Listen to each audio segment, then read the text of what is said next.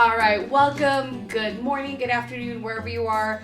Welcome to Laine and Jay's first official podcast about everything real estate. I am Laine, and this is Jay.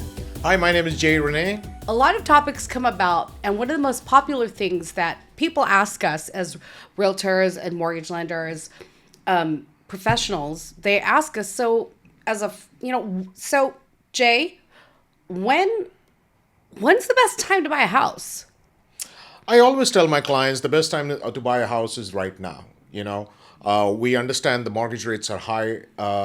It's in the six, but you can always plan to buy a home, but you cannot predict the market. So the best time to buy a house is when you feel that there is the need for anyone out there to move from a rental property into a home. Okay, so basically, the adage of, I'll buy when I'm ready. You're saying, now is always a good time because again, you can't predict the future and you can't predict the markets. Right. And so as long as you're prepared, let's go. Yeah, so let me give you an example. When I bought my first home, the interest rates were around 8 or 9%. Wow. That was pretty huge. And if I had not taken that step, I would have never owned several homes during my lifetime. So this is kind of the personal example I'm sharing with you guys. Is I bought the home, my first home during those times, and then lived in that home, built equity, and that kind of allowed me to buy another home when there was a need to move. And when I bought my second home, the interest rate was at 6%. Wow. So, that's from 8, almost 9% down to 6. So, you know, even in today's market with 6%, that 8% back then, wow, that's a lot. And so you just took the jump and you took the leap and you have a very interesting story. Do you think you could talk a little bit about that? Because there are a lot of misconceptions, but how did you prepare to buy your first home? That's a great question, and I think people often overlook that buying a home is a process, and you have to prepare during before you decide even to buy a home. You have to look at your finances. You have to look at your credit score. Credit score is the most important factor which dictates the terms and the rate of your loan. I always tell people strive to build your credit score. That gives you a huge advantage when you're talking to lenders, when you're talking to, you know, when you're shopping around for loans. That gives you the best rate and it puts you in a better position to negotiate those rates down if you have a great credit score. Some of our clients who don't have a great credit score, we can always help them. We have other partners and vendors who can come in and help you to boost up that credit score, which is required for most of the mortgage lenders. Wow. So there is help for those that do have problems or their credit score isn't really up to par. So there's hope. There's always hope. So Yeah. for anything. Awesome. And in terms of getting your, finances in order, it's also really good to make sure that you are prepared with your financial documents. Make sure that they're organized, having like your bank statements ready, your tax returns, your pay stubs. Because people say, well, I'm not ready. But the question is really, are you prepared? Yeah, that's a great point you brought up, Lane. As I said earlier, buying your first home, it's a process, and part of the process is preparation, is gathering all the requirement documents together. And the huge advantage you guys have from me is not only I'm a realtor, I'm a mortgage loan officer, so I can help you and guide you through that process. Most of the lenders, they are looking for your W-2s, your tax returns, your current pay stubs, your bank statements. So these are the kinds of documents I always recommend to my clients that you should gather them and keep them ready so that when you start that home buying process, these documents are readily available and that the mortgage loan officer can get your loan approved in the specific amount of time. Awesome. Awesome. So, like they say, luck is when opportunity meets preparation. And then you have the best luck and the best chance of finding that home that's, probably maybe your forever home or your home for a while. Absolutely. You have to remember when you're buying a house, it's just a house. And when the client purchases that house, the client almost makes that into a home. Clients do have to remember that when you buy that house and convert that into a home, you have to factor with today's market that you should be prepared to live in that house for the next 5 to 6 years because the cost of obtaining a home is high. And you just cannot keep on changing homes every 1 or 2 years. It's not like a car, is it? Absolutely not. No. No, no, no. Yeah. Some people can do it, but in this market and most people, we like to keep our homes for a long time because a home is where you live, where you stay, where you build, and then a house is just a building. Absolutely. So, So I think some of the key factors the client should keep in mind is where do they want to live?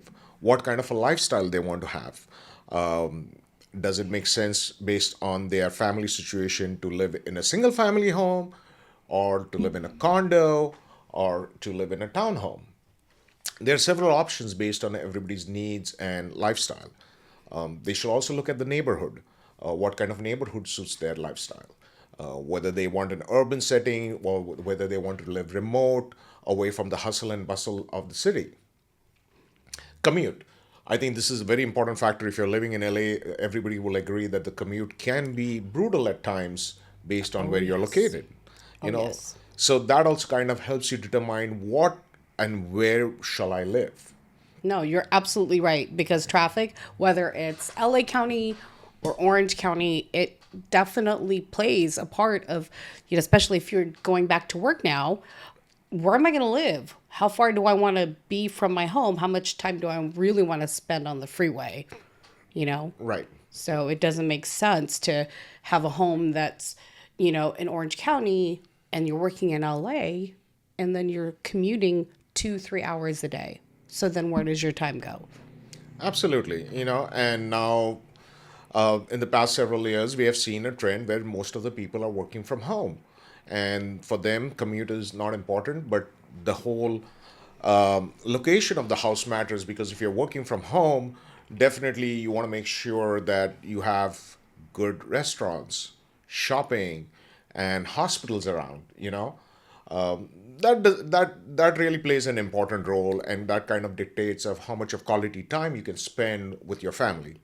No, that's true. I mean, those are important because we have to have good places to eat, shopping, ladies, and some jets too. That's super important. And if you have a growing family, schools, Yeah. that's super important. Who and coordinating that with your family, so many factors go into it, and this is part of being prepared and having those conversations, with your partner or with your family, who's going to be in this home buying process with you so that you guys are all on the same page and you Yes. want the same things, hopefully. Yes. Absolutely. So let me ask you, when you bought your first home, what is one thing that you wish that you knew that maybe you know now, but you didn't know then? Yes, that's a great question. When I bought my home, and that was I still remember it. I bought it in Massachusetts. I did not use a realtor. You didn't. I did not, and I went into this process completely by my own. Even though I was successful in buying that home, but at the end of the day, after that transaction was complete, I said to myself, I wish I had used a realtor to guide me through the process. That transaction could have been much more smoother. I had nobody on my side to negotiate with the seller, nobody to guide me through the process. The whole process, we struggled during the contingency period. And this is really where I felt a professional real estate agent would have made a big difference. Wow. And so let me ask you one more thing also. since you didn't have a real estate agent or professional helping you, and you were kind of just acting as, your own agent, so to speak, how did you, like, what did you use to help you learn those processes? Because being a real estate professional, I know what that process looks like, and I can imagine. But back then, like, what did you learn? Yeah, the biggest thing I learned was in my scenario, the seller had overpriced the house. Had I used a real estate professional, he would have done a CMA, which is called a comparables market analysis, and I would have got the exact price I would which was worth it for that house. That would have helped me to kind of price the house right and give the appropriate offer. Absolutely. And that's why, having and working with a real estate professional and partnering with them is so important, because they do know the ins and outs of the transactions. Their negotiation skills are going to be put to use, and they'll know the market better because they are professionals. They're running the numbers. And in this day and age, numbers are so important in real estate. Right. Real estate is a transaction, it's a numbers game. Another point is when we went through with the contract to purchase that home, the next most important step was to work with the mortgage lender to get the loan approved. And we went through a lot of hurdles. There were times where the seller was not responsive in providing us the required information, which the mortgage lender was asking, and that kind of caused some delay in getting the loan approved. So it was a really big headache. And then after that, you decided, hey, the next home I purchase, I'm going to work with a real estate professional so that they can handle these headaches for me. Absolutely, that was a good lessons learned to get my feet wet in real estate. Not only did I use a real estate agent to sell that home, and I moved to Charlotte. And once I moved to Charlotte, I always used a real estate agent to buy my subsequent properties. So in Charlotte, when I bought my properties, even though I bought a newer home, I used a real estate agent. Now, people might ask, what's the need to buy when you're buying a new home? Why do you need a real estate agent?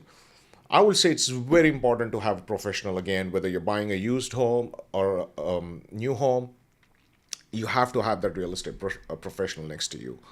Even in the new home buying process, there were certain contingencies and there were certain aspects to the building process which the real estate agent kind of help us navigate. He also helped us negotiate on some of the upgrades which we were going to get done in that new home. So even in a new home, those upgrades that they upsell you on, those are negotiable. Absolutely. People have this belief that the builders are never there to negotiate. But if you have the right professional next to you, and if you put it in a such a way, which is a win-win scenario for you as a buyer and the builder, the real estate professionals can do an excellent job even in your new home buying process. That's really good to know, because, in California, we have a lot of new homes coming up and all these developments. And, sometimes people just go in there to these home selling centers and they go in blind without a professional with them, not knowing these things. So that's a nice nugget, and that's a good tidbit to let everybody know. Those upgrades and certain things are negotiable. Absolutely. And this one thing I would like to let my viewers know is whenever you're trying to visit a new home office, always go with your real estate agent.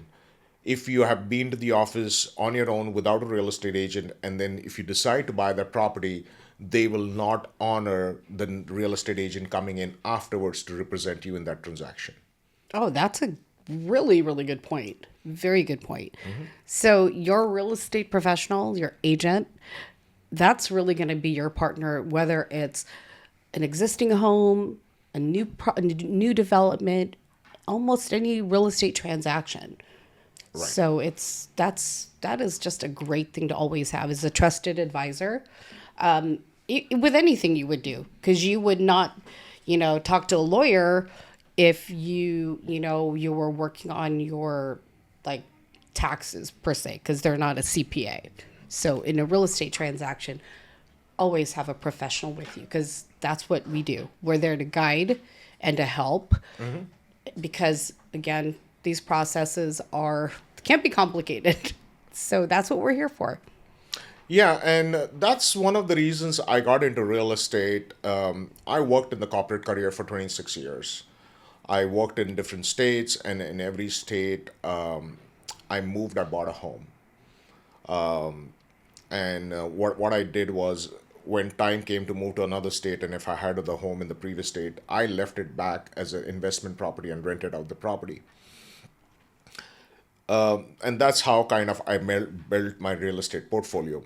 But one thing I noticed during all of these transactions is there was a missing gap in the servicing of the real estate services, is to provide that one-stop shop to our clients. That's why when I exited out of my real estate, out of my corporate career, I decided to pursue real estate so that based on my experience, I could provide the same kind of service back to my clients and be that one-stop shop. That's why not only I'm a realtor, but I'm a mortgage loan officer too. Yes, you are. Absolutely. Yeah. And you are what I just want to kind of give you some props. What I love about what you do with our clients is that you give them great numbers, and but you also give them options, and you give them ways as to, these are the different loans that you could qualify for. Let's do this, let's do that. But you really go above and beyond. So I have to give you kudos for Oh, that. thank you. So, Yeah. So always in any marketplace, whether you're buying a car, you're buying a home, or you're buying any goods and services, there are options. And what our clients love about working with me is that I do my due diligence. I research across the market when you're buying a home or whether you're shopping for a loan with me. I look across all the different loan programs and I present them with options, because I feel that we need to empower our clients with all the data and give them the different options so they can choose the best options which suits their needs. Because buying a home is a huge decision and it's huge investments. absolutely. So once you have bought that home, I want each of my clients to feel happy and proud of the decision they have made. Yeah. It's, like they say, buying a home or property is one of the biggest investments that you'll make. Yes. And it is really advisable to have, professionals to help guide you again through these processes, especially with, the home buying process or the selling process and the mortgage side of it. So it's like having your own personal team, and they're doing the work and they're guiding you through it. Right. That is correct. And one of the topics which people don't discuss about is true cost of ownership. People say, "Oh, I'm renting right now at $4,000 a month, a three-bedroom apartment. Why not buy a house with $4,000 mortgage payment?" Well, yes, you can compare that, but people have to understand the true cost of ownership. Oh, yeah, Right. absolutely. Because as a homeowner, you don't have a landlord to call and say, "Can you come fix my plumbing? Can you come paint this?" Guess who the landlord is now? You are. You as the homeowner, you have the responsibility of this home, and to take care of it and to maintain it. And so and I agree with you, people don't factor those things in, as well as, oh, there's also property taxes now. Or what if you have a homeowners association? Is that $4,000 that you're used to paying going to include those, or is that on top of that? So the true cost of home ownership isn't just that $4,000 amount that you've got. You have to also factor in, again, like taxes, property taxes, homeowners insurance. If there is an HOA, oh, are you paying mortgage insurance? And then also the maintenance, upkeep, repairs, etc. of the house. Those are great points you brought up, and I appreciate you did that breakdown. And let's talk about each of those factors. Let's take taxes. Every property gets assessed after the sale of that home is made, and that assessment is based on the new sale price. Often people look at tax documents for that property which was sold 10 years back and they think that's going to be the same taxes. And then they get a big sticker shock when the tax bill comes and then they realize, oh, now my taxes have gone up. What happened here? So you have to remember taxes are assessed based on the latest purchase price of that home. And they change. That's a good point. They do change. Okay. So, Let me talk to you about more on taxes. yeah. Like, take an example in Irvine. If you move to those new neighborhoods, not only you have taxes, but you might have additional taxes which are called Melrose. These taxes are paid against the bond which is bought by the builder to build the neighborhood. It goes into constructions of the roads, the fire station, the building of the utilities. And that Melrose tax is a separate tax which is fixed and it normally runs from anywhere from 10 to 20 years. Okay. All right.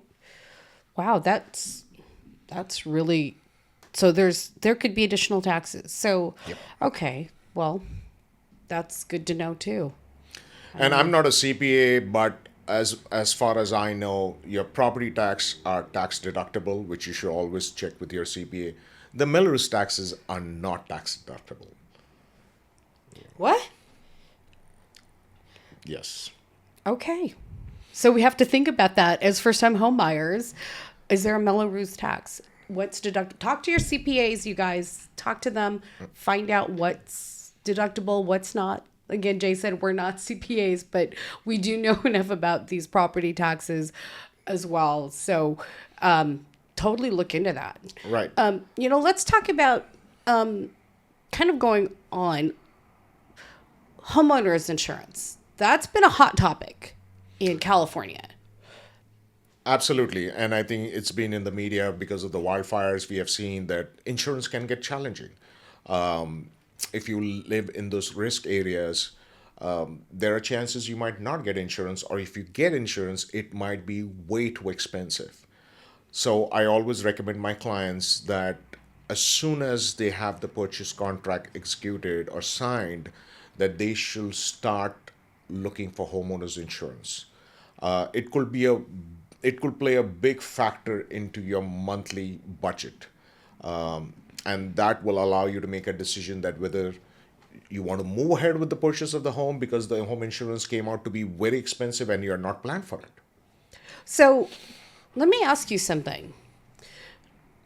As a home buyer, first time home buyer, I'm shopping for my home insurance and, I've already signed my contract.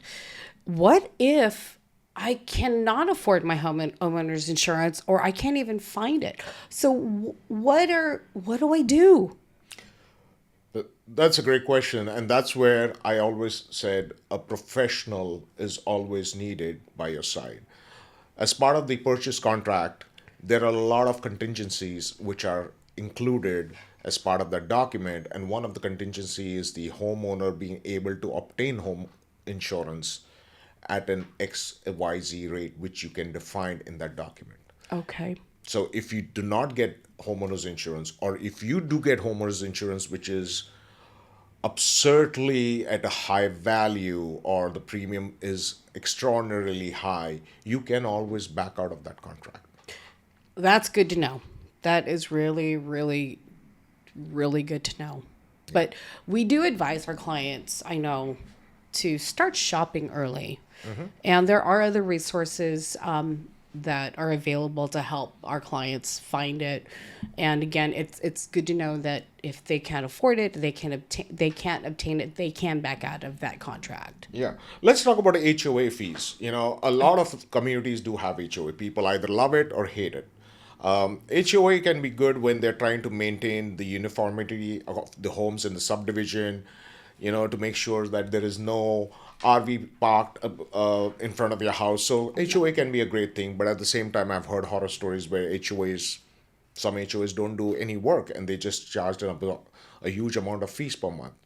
Keep in mind, certain subdivisions can have two HOAs.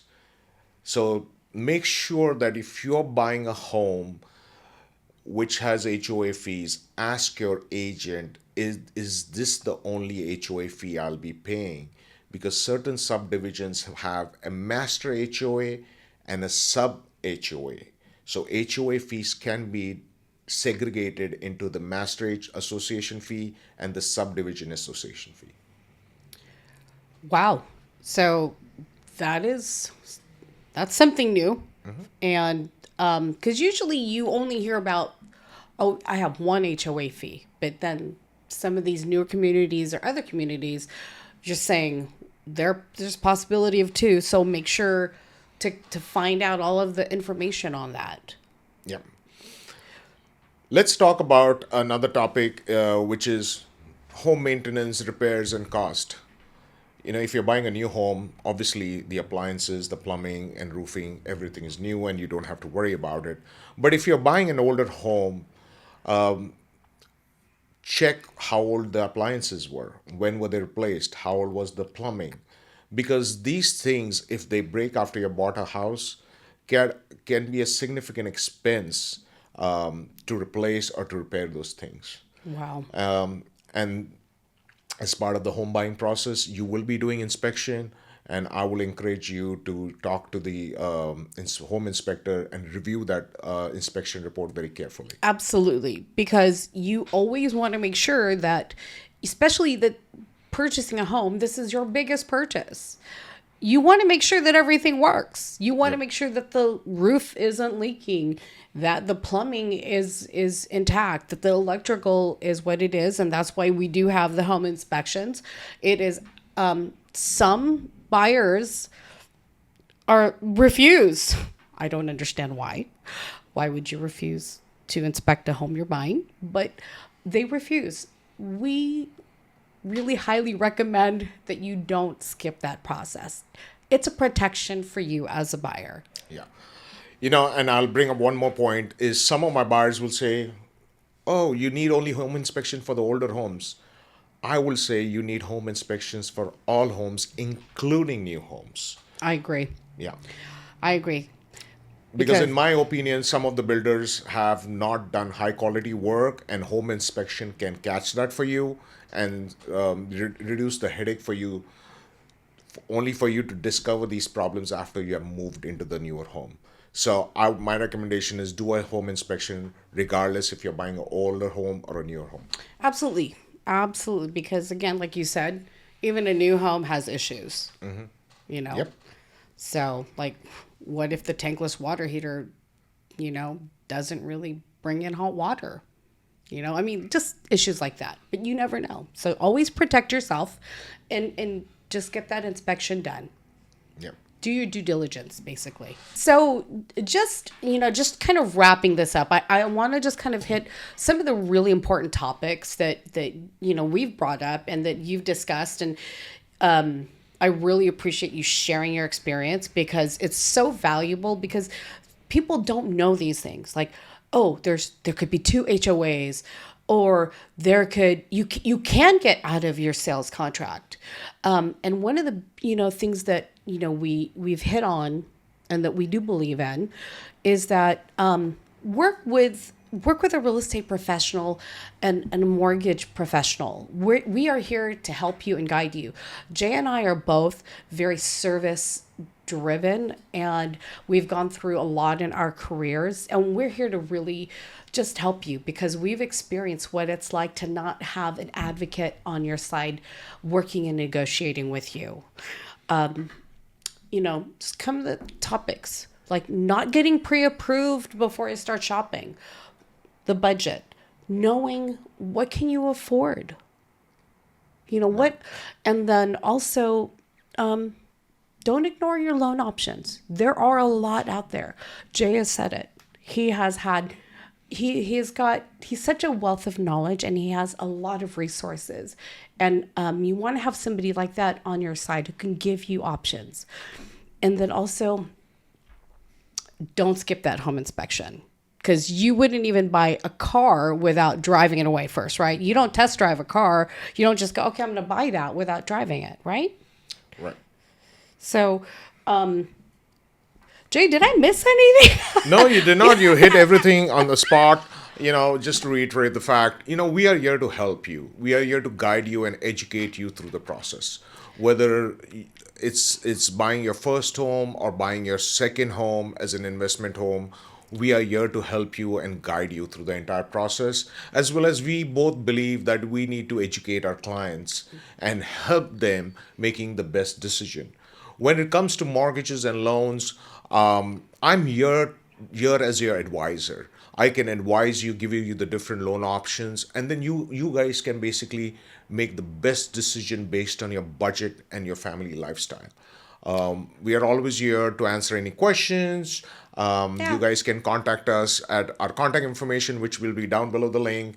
And we are looking forward to doing our next podcast in another several weeks. Yeah. And if you guys have any questions, please do not be shy.